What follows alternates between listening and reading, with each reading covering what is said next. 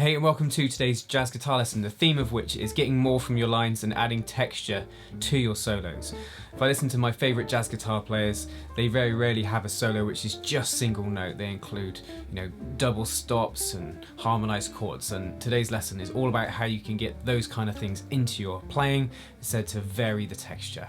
Before we get onto it though, do check the description for a link to the PDF from today with tab annotation, as well as a link to my Patreon page.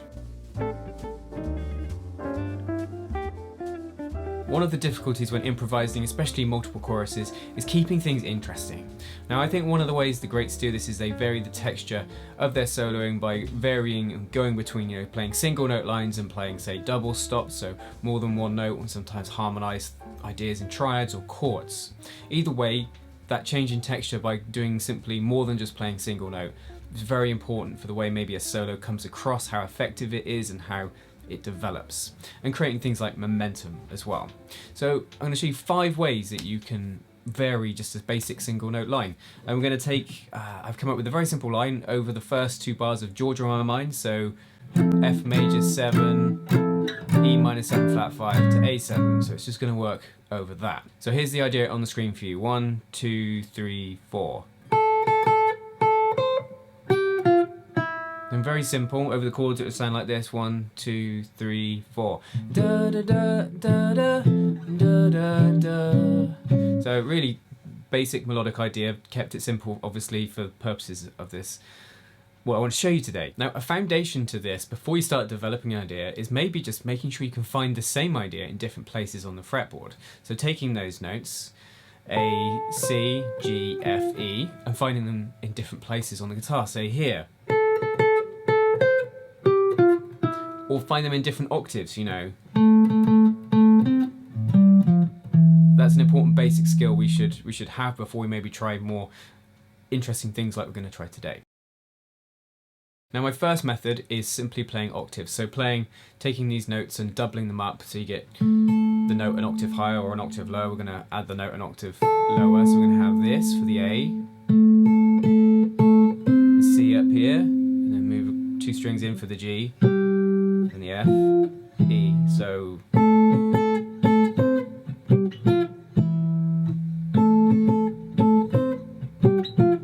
obviously just thickens it and doubles it, makes it a bit fatter sounding, running out of words to describe that, but you get my point. It's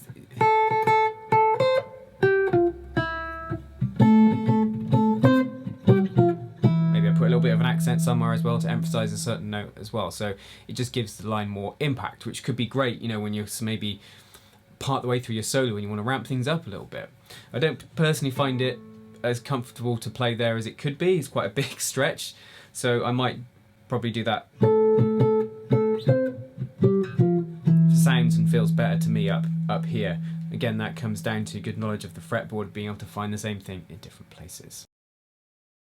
Another thing I like to do is harmonise a line in thirds. To do that, what we need to do is take the scale of this chord at the start. So this song's in F major, take an F major scale. So F, G, A, B flat, C, D, E, and F. And I like playing it on one string just to lay things out and be able to see the intervals. Now, how we get thirds is we take F, the first note, and then we pair it with the third note, A. So F and A is our first third. Then we go to the second note of the scale, G, go 3 away from that, so G, A, B flat, add B flat to that, gives us a minor third, minor third, F and A major, G and B flat, minor. Next pair is A and C, B flat and D, C and E, D and F, E and G. Reaching the dusty end here, F and A. Sounds like this.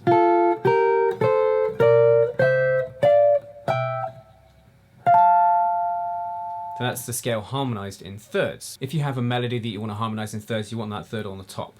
So we could make it work like this. Do it again. And if I break that down for you, we had F and A to A and C, so 2 pairs of thirds from the F major scale, then E and G from the F major scale again, D and F, but this last one's not from the F major scale, C sharp and E and that's really because the chords changed to an A7, which is out of key. And these kind of things take a bit of experience with just, you know, knowing what notes are in your chords, what chords sit outside of scales when you're playing a song, but you kind of be guided by your ear. But so our line so far: single note, octaves. Where did we do it? And then thirds. I think I prefer the octaves out of the three so far. Let's see what we've got next. Now there are quite a few different intervals that we can harmonise a line with. I'm just going to show you common ones today that sound, you know, nice on the ear, if you like. So a next common one after thirds to look at would be sixths. So if you took an F scale, find the sixth note: F, G, A, B flat, C, D. F and D, that's a sixth. Whereas F and A, F, G, A is a third. And you can harmonise an F scale in sixths. It will work quite nicely on the guitar like this. So. Now this, you have to be careful, I think, with sixths, because they are very common in other styles of guitar, particularly like, you know, blues. You know, the classic is those types of things, or classic blues line sort of cliches. You also get it in like Boiling Memphis Guitar, if you know that reference, but or the great guitar player Steve Cropper, that type of thing. But I do use them from time to time. I like the fact that, unlike the thirds, you've got a string between them. So as a result of that, you get that difference in the thickness of the strings, which is quite interesting. Now, if we took our line, we'd have something like this.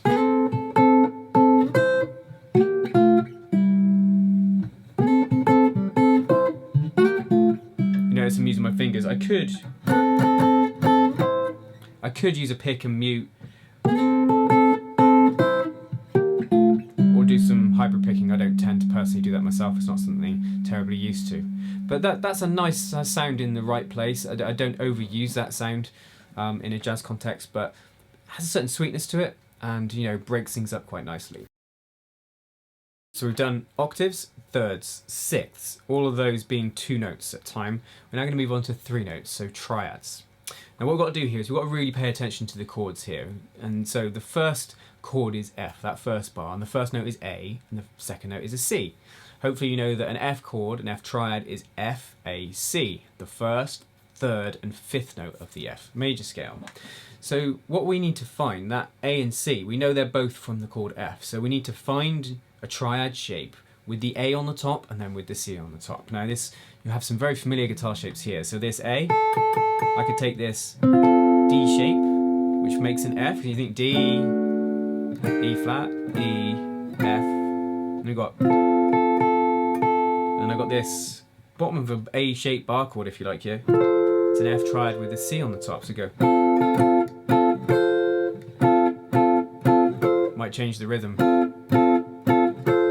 And it's not to say you need to harmonise everyone. We could go, could do that. So what I'm doing there is staying with this F, D-shaped F, using my little finger to find that C on the top. And then for this E minor 7 flat 5, that's a 4-note chord. And we could take this. Here's a little triad version of an E diminished. And then the F note, you don't have to harmonise every note. With a chord, things get quite busy if you do, and I think that just works as a nice passing note. I could harmonise it with a B flat triad, but or other triads. I'm just going to play the single note there for a bit of change in texture, and then the last note is an E against an A7 chord, and that's the fifth of an A chord. So I'm going to get this triad shape, this major triad shape with the fifth on the top. So. I think I liked it best. It's not what I've written down, but when I went, just found the second F note, the C, with the little finger, and then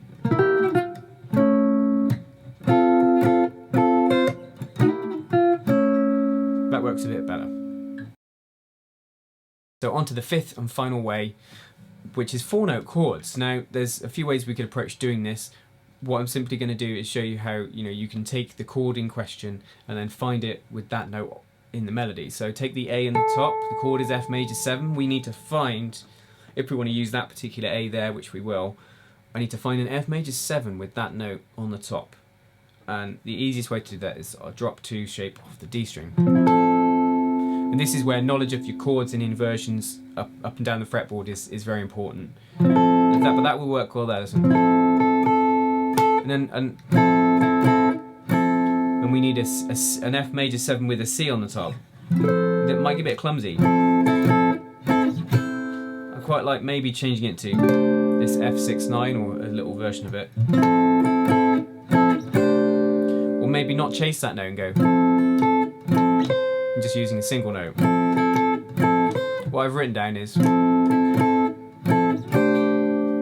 you can play about with rhythm as well, you know, when you start a little bit, and then the E minor 7 flat 5, you can just use the chord shape because it's got that note on the top, and the F on its own again, I think, and then here's a little A7. I know I said 4 notes, but I think this 3-note one would work quite well here.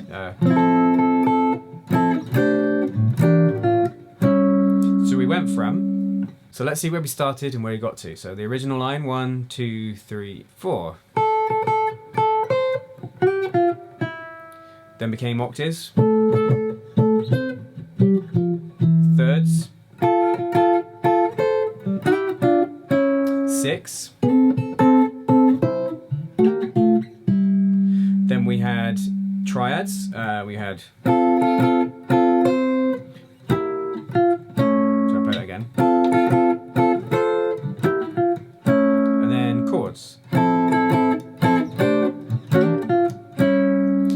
It just goes to show how something can be developed, but you imagine in your solo, if your previous chorus or previous section was all, you know, single notes, then bringing in things like this to a line, it really just brings in a different feeling, a different texture, a sense of the solo going somewhere, having momentum. Now there's a lot of things which sit behind the things I've done today, and you know, don't be alarmed if there's some challenging things there for you. I mean, if you've not practiced octaves, then you know, start to practice melodies in octaves, practice your scales or your arpeggios in octaves.